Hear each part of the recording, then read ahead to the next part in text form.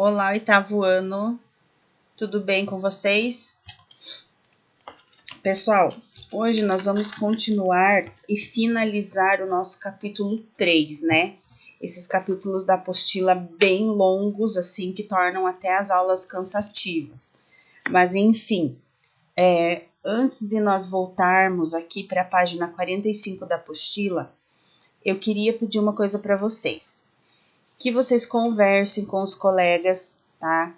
Que não estão assistindo às aulas, que não estão fazendo as atividades, que é muito importante que eles façam, vai valer nota, tá? É uma forma de nós podermos avaliar vocês, então vocês têm que fazer as atividades, conversem com os colegas para que eles assistam às aulas, tá? Se interessem um pouquinho mais, ali umas 2 horas por dia, dediquem aos estudos, né? Vale a pena, não estamos em férias, né?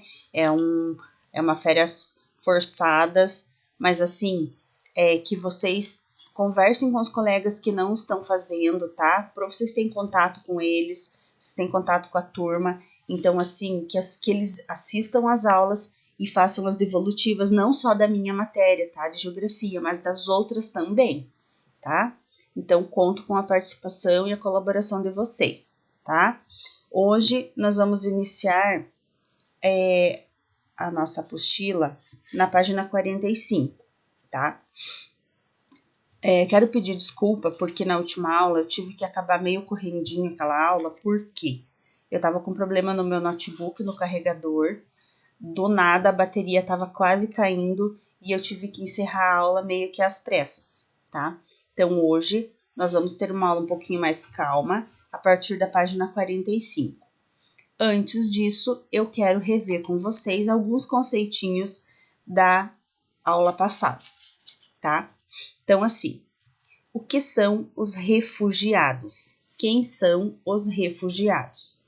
Os refugiados são quem foge do seu país, geralmente em grupos, tá? Porque eles sofrem perseguição, violência, eles estão morando ali numa miséria, numa fome, tá? E também eles sofrem racismo. Então, esses são os refugiados. Quem são os deslocados internos? São aqueles que fogem do seu país pelas mesmas razões de um refugiado, tá? Mas eles permanecem dentro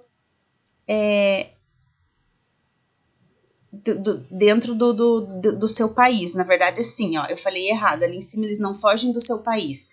Eles se deslocam dentro do seu país, tá? De uma cidade para outra, tá? No mesmo país.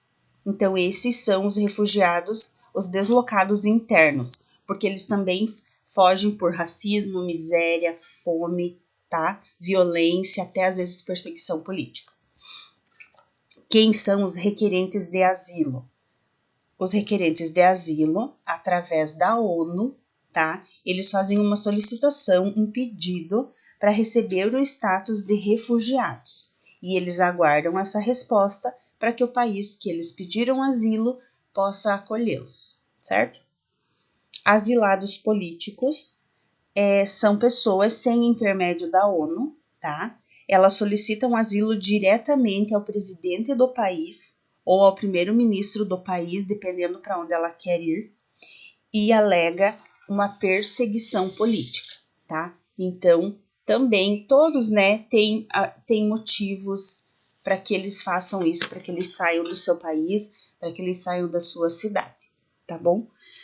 Então, aqui, o que são os migrantes americanos, tá? Página 45. Os Estados Unidos é um dos países que mais recebem imigrantes, principalmente vindos do México, onde a fronteira entre Estados Unidos e México é um dos maiores corredores migratórios do mundo. Sabem aquele muro que o Trump queria fazer para ninguém mais passar? É nessa fronteira, tá? Entre Estados Unidos e México. Migrações internacionais e o Brasil. Antigamente, os imigrantes estrangeiros não eram bem-vindos no Brasil. Hoje em dia, existe até uma nova lei, desde 2017, que tem uma abordagem humanitária, tá? Onde nessa lei eles acolhem, né, as pessoas que vêm de outro lugar, de outro país. Então, em relação aos estrangeiros que vêm para o Brasil, tem essa lei que ela tem uma abordagem humanitária.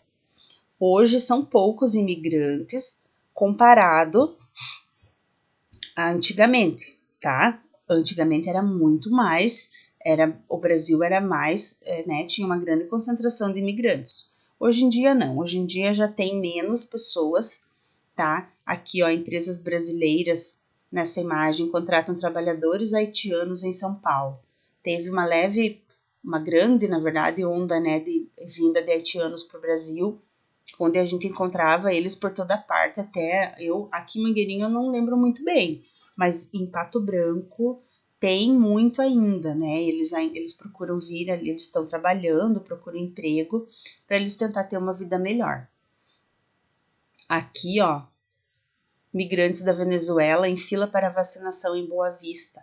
Quando eles vieram, né, agora faz o que, um ano e pouco, que eles, por causa de conflitos internos lá na Venezuela, eles tiveram que fugir de lá, né? Então eles vieram para onde? Para Boa Vista, ali que faz fronteira com a Venezuela, lá em Roraima, e acabaram, nossa, superlotando a cidade. Eles tiveram que, a cidade teve que se reorganizar, né, para poder receber essas pessoas, porque eles estava bem complicado, né? Para que eles pudessem vir de repente e morar onde era tanta gente. Então, assim, a cidade teve que se organizar para poder receber essas pessoas, inclusive aqui dar uma vacina, né? Vai saber. A pessoa vem e traz uma doença, alguma coisa, né? Tá? Então, assim, essa ação humanitária que essa lei acabou trazendo para as pessoas que vêm de outros lugares, ela dá um auxílio moral, legal, em busca de uma qualidade de vida para esses imigrantes, para que eles tenham pelo menos o mínimo, né, de qualidade de vida, tá? Em geral, os imigrantes vêm para o Brasil, são pessoas estudadas, mas nem todos, alguns, né? Alguns têm estudo. Temos que lembrar que após o terremoto em 2010 no Haiti, milhares de pessoas vieram para o Brasil e se espalharam por todos os estados, inclusive, né, como eu já falei, que eu vi em Pato Branco, provavelmente alguém de vocês também deve ter visto as pessoas ali em Pato Branco procurando emprego ou trabalhando, né, eles vêm sempre à procura de uma vida melhor, tá? Ou eles se tornam vendedores ambulantes, alguma coisa eles fazem, porque eles só querem sossego, né, eles querem ter uma vida digna, tá? Em 2016, conforme essa imagem, também aqui já é de 2018, mas eles ficaram bastante tempo vindo para o Brasil, os venezuelanos. Então, o Brasil recebeu milhares de pessoas vindas da Venezuela por meio da fronteira Brasil com Roraima, como eu falei também antes. Pessoas que estavam fugindo da crise econômica e política, onde essas milhares de pessoas, né, eles se mudaram para Boa Vista, capital do estado de Roraima. Daí que surgiu aquela lei também em 2017 que auxilia os refugiados, como a gente já conversou, e dá condições, né, para que esse país, no caso o Brasil, acolha as pessoas que chegam apenas com a roupa do corpo, né? Muitas vezes você não vê que eles têm mala, alguma coisa assim. Eles vêm a pai, a mãe, os filhos, ou às vezes só o pai, alguém tá fugindo, né, e quer se proteger em algum lugar. Então eles vieram para onde? Para o Brasil, tá?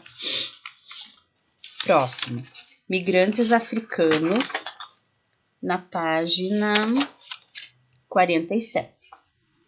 Então, assim, migrantes africanos. Se compararmos o mapa da página 47 com o mapa da página 45, nós vemos uma grande diferença, tá? Verificamos que os africanos se deslocam bem mais que os americanos, porque as estatísticas em geral são mais graves e complicadas. Eles fogem do país desde 1970, tá? Os africanos, em busca de emprego, estudo, dignidade para eles, dignidade para a família. E isso causa o quê? Xenofobia, né? Onde eles chegam. Porque nesses lugares, nessas cidades, ou sei lá, países por onde eles vão, eles acabam sendo discriminados, né? Eles têm pessoas que não gostam, têm aversão a essas pessoas de outros países. E daí acabam cometendo a xenofobia, tá? Urbanização na África. Vamos agora para a página 48. Aqui. A maioria das cidades da África surgiu após o período colonial e hoje em dia é o continente que menos tem pessoas vivendo nas cidades, mesmo a população tendo aumentado. Como a população vive mais na zona rural, fica tudo mais difícil, porque tudo, desde emprego, estudo, bons salários, se concentram aonde? Na grande cidade, né? Nos grandes centros. E como que essas pessoas vão ter oportunidade? Se eles não têm estudo, se eles vivem em situação precária. Além de tudo, ainda os serviços públicos de saúde, né, estão nos grandes centros. Dessa forma, se tornam também pouco acessível, porque se concentram nas grandes cidades apenas, né, todos os recursos que as pessoas precisam. Nunca chegam para as cidades pequenas ou vilas. Então, assim, todos os recursos, maiores recursos se concentram nas grandes cidades. Como que os africanos vão ter acesso se a maioria mora no interior e eles têm uma situação de vida precária, né? Mais ou menos quando der, eu acredito que eles conseguem um serviço de saúde, quando, né, muito que raramente. Como nós vemos no mapa da página 48, aqui na página de cima, aqui ó, aqui na página 48, aqui ó, nessa mesma que a gente tá, as favelas têm diminuído em relação à população geral. Por quê? Porque boa parte vive na zona rural, né? Então a cidade, ela deu uma diminuída em relação às favelas, tá? Assim, nos centros menores, pequenas vilas e pequenas cidades têm mais conexão com o campo e seguem nas atividades relacionadas à agricultura. Então, até que seria melhor mesmo que eles continuem com a agricultura e morando no interior, evita que a cidade vire uma favela, né? Ou que grandes favelas venham a se concentrar no meio da cidade. Porque as cidades maiores têm ligação forte e direta com as indústrias, né? Lá eles não dão, me parece que, assim, estudando o que a gente tem aqui, me parece que eles não dão tanto valor para o campo, né? Talvez também até porque eles não produzam tanto, mas enfim, que eles dão mais valor mesmo. As cidades maiores têm mais ligação e dá mais valor para as grandes indústrias, tá? Agora, próximo, Sudão do Sul. País, aqui ó, sobre o Sudão do Sul, nós temos na página 49, aqui uma pequena parte da matéria, que é um país que, se tudo der certo, será reconhecido pela ONU. Esse país se tornou independente e se desmembrou do Sudão em 2011.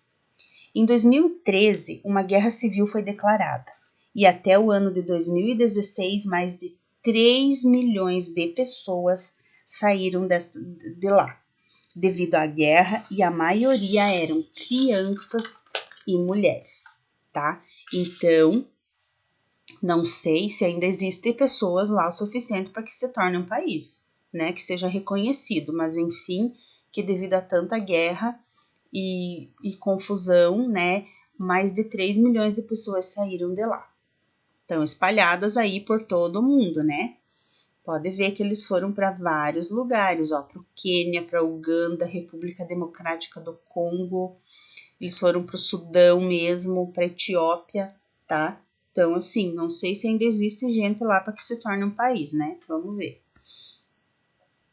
Migrantes americanos e africanos, consequências de suas chegadas e saídas. Americanos e africanos são grande parcela, representam grande parcela de migrações internacionais no mundo todo, seja entre o próprio país, dentro do próprio país deles, ou seja, para viver em outros países. Somados todos e olhando o mapa de fluxo da página 50, aqui, percebemos que menos de 500 mil de latino-americanos migrou para países asiáticos, africanos ou da Oceania. Aqui, ó, mapa de fluxo. E também quase 10 milhões chegaram de outros continentes ou da América do Norte, tá?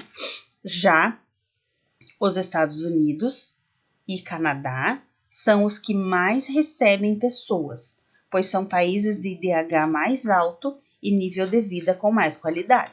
Claro que quem pode, ao sair do seu país, né, ao fugir do seu país, ou quem pode ir para um país melhor, que tenha uma qualidade de vida melhor, com certeza é mais viável, a pessoa vai viver bem. Agora, tem pessoas que acabam indo para países até às vezes mais pobres, né? De onde eles vieram. Então, daí já fica mais complicada a vida. Mas quem pode ir para país de mais qualidade de vida, com certeza, né? Se tiver chance nesse país, vai ser uma pessoa bem-sucedida, tá? Esses fluxos se cruzam e trazem todo tipo de consequência, tanto para os países e lugares deixados para trás, né?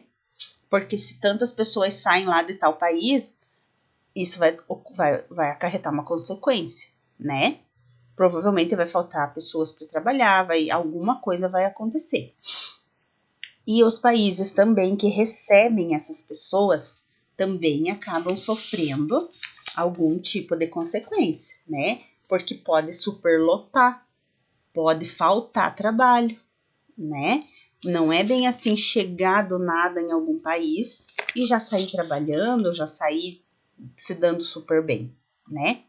Então, nós vamos ver então os efeitos, tá? Dessas consequências que a gente acabou de falar aqui na página 51, tá? Efeitos no mercado de trabalho, fuga de cérebros, né? Quando a pessoa já está formada com uma profissão definida, né? Ela sai em busca de melhor salário e oportunidade melhor de trabalho, né? Então, assim, ela vai para outros países se ela tem oportunidade e se ela já tem grande estudo, né? Uma formação já no mercado de trabalho, ela sai em procura de um melhor salário, de um país que pague bem, né? Vários estudos comprovam que, ao ir para outro país e ao conseguirem um melhor trabalho e maior salário, essas pessoas ajudam os seus pais e familiares e assim melhoram a sua qualidade de vida. Geralmente, os imigrantes ainda exercem funções que os habitantes do país onde eles foram não fazem, tá? Que eles não querem exercer.